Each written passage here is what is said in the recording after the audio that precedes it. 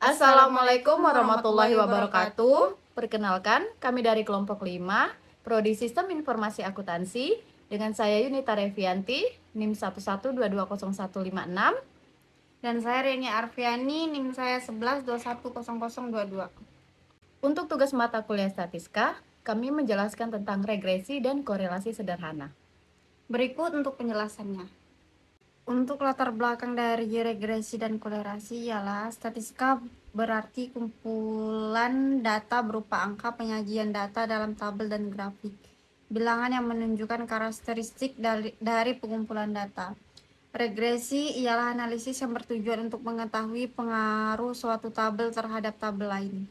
Korelasi ialah teknik analisis yang termasuk dalam salah satu teknik pengukuran asosiasi atau hubungan, measure of association. Untuk pengertian dari regresi berarti ramalan, pendugaan, atau taksiran.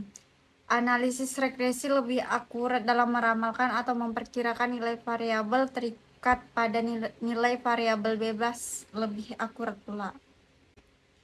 Regresi linear adalah regresi variabel bebas, variabel X berpangkat paling tinggi 1. Perbedaan antara regresi dan korelasi ialah regresi digunakan untuk memprediksi nilai variabel dependen berdasarkan nilai variabel independen. Contohnya mengukur pengaruh suatu variabel independen terhadap variabel dependen digunakan untuk memprediksi nilai dependen. Hubungan antara satu variabel independen dan satu variabel dependen. Output berupa persamaan regresi dan koefisien regresi. Sedangkan korelasi digunakan untuk mengetahui kekuatan dan arah antara hubungan dua variabel. Contohnya untuk mengukur kekuatan dan arah hubungan antara satu variabel independen digunakan untuk mengetahui kekuatan hubungan antara dua variabel. Hubungan antara dua variabel independen. Output berupa koefisien korelasi. Untuk analisa regresi sederhana, regresi atau suatu variabel yang mempengaruhi disebut variabel bebas atau independen variabel. Sedangkan variabel yang dipengaruhi disebut dengan variabel terikat atau dependen. Regresi linear sederhana adalah hubungan secara linear antara satu variabel independen X dengan variabel dependen Y. Regresi linear sederhana rumusnya adalah Y sama dengan A ditambah A kecil ditambah B dikali X, di mana A adalah variabel terikat dan B adalah variabel bebas. Rumusnya biasanya nilai X dan Y itu sudah diketahui datanya. Sama seperti penelitian, dalam penelitian kita menyebarkan sebuah kuesioner. Kuesioner itu adalah nanti data dari nilai X dan Y-nya. Jadi nilai yang belum diketahui adalah nilai A dan nilai B-nya. Untuk nilai B-nya dapat diperoleh dari rumus B sama dengan N kali sigma XY dikurang sigma X dikali sigma Y dibagi N dikali sigma X kuadrat dikurangi sigma X kuadrat. Untuk A-nya dapat diperoleh dari rumus Y kurang B kali X. Untuk keterangannya, Y adalah nilai yang diukur atau dihitung pada variabel tidak bebas, dan X adalah nilai tertentu dari variabel bebas. Y dan X ini sudah ada nilainya, sudah tertera nilainya, datanya sudah ada. Terus A adalah intercept atau perpotongan garis regresi dengan sumbu Y. B adalah koefisien regresi atau kemiringan dari regresi untuk mengukur kenaikan atau penurunan Y. Maka yang akan dicari adalah A dan B. Oke, kita ngambil contoh dari studi kasusnya. Data hasil pengamatan pada pemupukan dan hasil panen untuk 7 kali percobaan yang telah dilakukan, yaitu ini untuk data X dan Y-nya. Di mana X di sini adalah data dari panennya, dan untuk pupuknya di sini ada di variabel Y. Buatkan persamaan garis regresinya dan jelaskan artinya. Terus tentukan nilai pendugaan bagi Y jika X-nya adalah 11. Maka di sini kita akan membuat tabelnya. Untuk perhitungannya X-nya 5, 7, 9 sampai 23. Untuk Y-nya 13, 20 sampai 42 sesuai dengan rumus atau data yang sudah tertera pada soal. Untuk X kuadratnya adalah 5 dikuadratkan, maka hasilnya adalah 25. Untuk Y kuadratnya adalah 13 dikuadratkan, hasilnya 169. Begitu seterusnya sampai ke bawah. XY-nya adalah 5 dikali 3, hasilnya 65. Begitupun sampai seterusnya. Untuk sigmanya adalah jumlah dari keseluruhan. Seperti X, jumlah dari X adalah 83, jumlah dari Y adalah 192, dan seterusnya sampai ke jumlah dari X dan Y. X kali Y maksudnya. N di sini adalah sampel. Sampel itu adalah berapa kali percobaannya. Tadi yang seperti tertera pada soal, 7 kali percobaan, berarti N-nya sama dengan 7.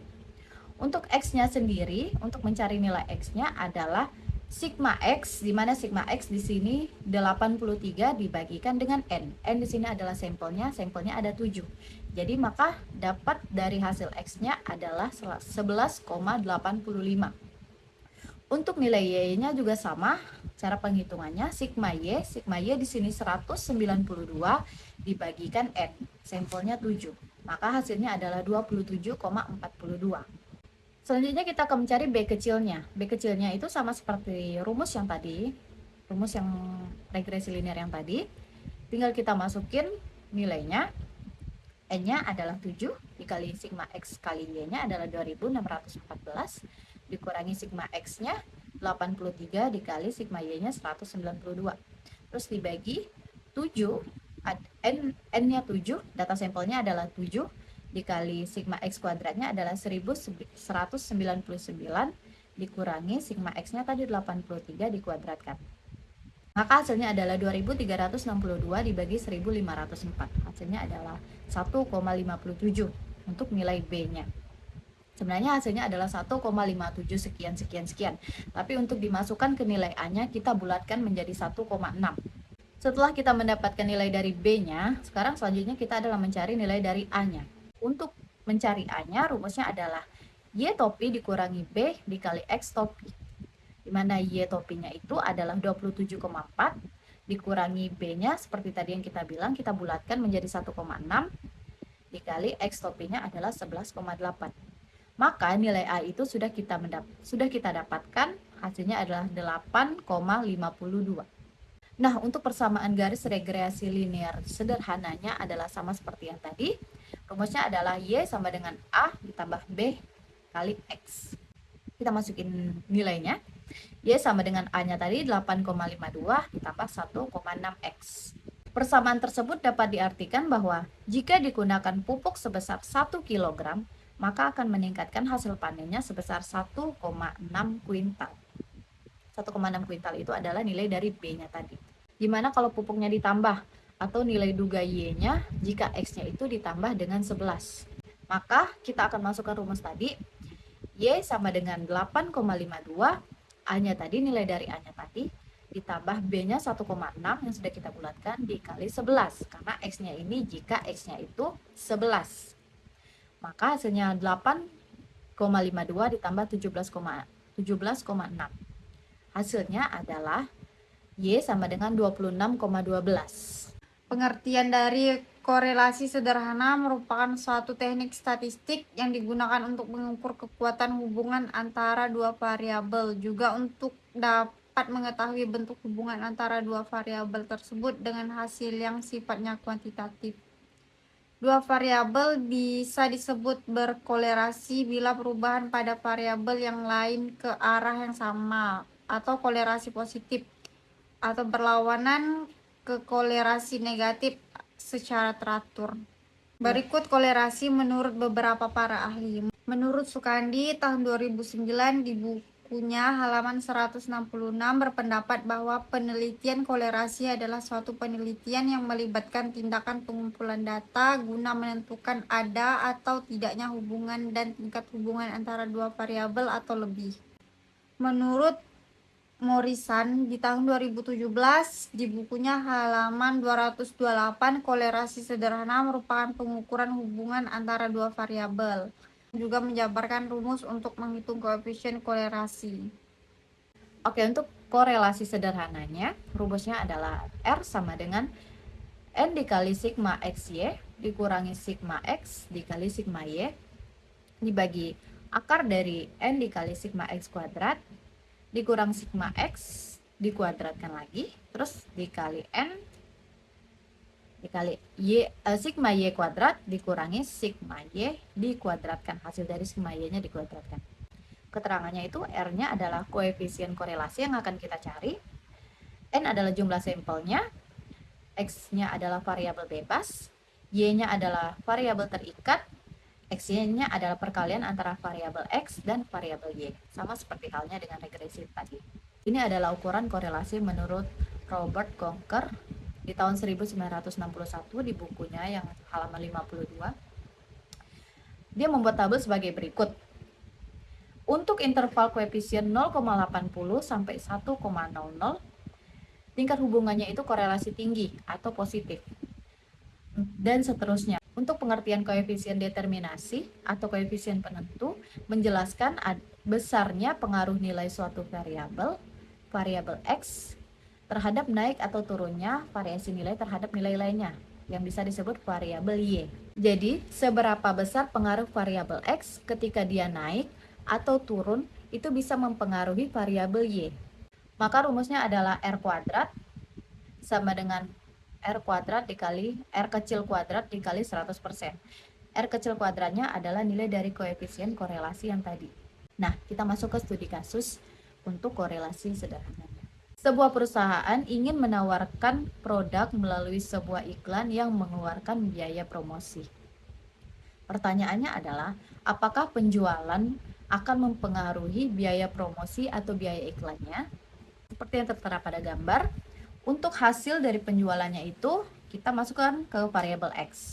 Untuk biaya promosinya itu kita masukkan ke variabel Y. Sekarang kita buatkan tabelnya. Kita masukin dulu angka dari X-nya, masukin angka dari Y-nya. X kuadratnya adalah nilai dari X dikuadratkan, Y kuadratnya adalah nilai dari Y ini dikuadratkan, XY-nya adalah nilai dari X dikali Y. Oke, kita masukkan ke rumusnya. Maka hasil dari R kecilnya adalah 0,885. Antara variabel X dan variabel Y, biaya promosi terdapat korelasi positif dan kuat. Seperti yang tadi dijelaskan, 0,8 ke atas itu korelasinya tinggi atau korelasi positif. Hal ini juga berarti bahwa jika biaya promosi naik, maka hasil penjualan pun juga akan meningkat. Terus kita masukkan lagi nilai koefisien penentu atau determinasi yang tadi mencari R kuadrat. Kita masukkan rumusnya adalah R kuadrat, R kecil kuadrat dikali 100%. R kecilnya kita sudah dapatkan tadi, di mana hasilnya adalah 0,885 dikuadratkan dikali 100%. Maka hasilnya adalah 0,783,2 dikali 100%. Dapat hasilnya 78,32%. Nah, variabel penjualan itu sebesar 78,32%. Dia kan masih tersisa tuh. Karena awalnya itu adalah 100%, tapi dia hanya bisa mempengaruhi sebesar 78,32%.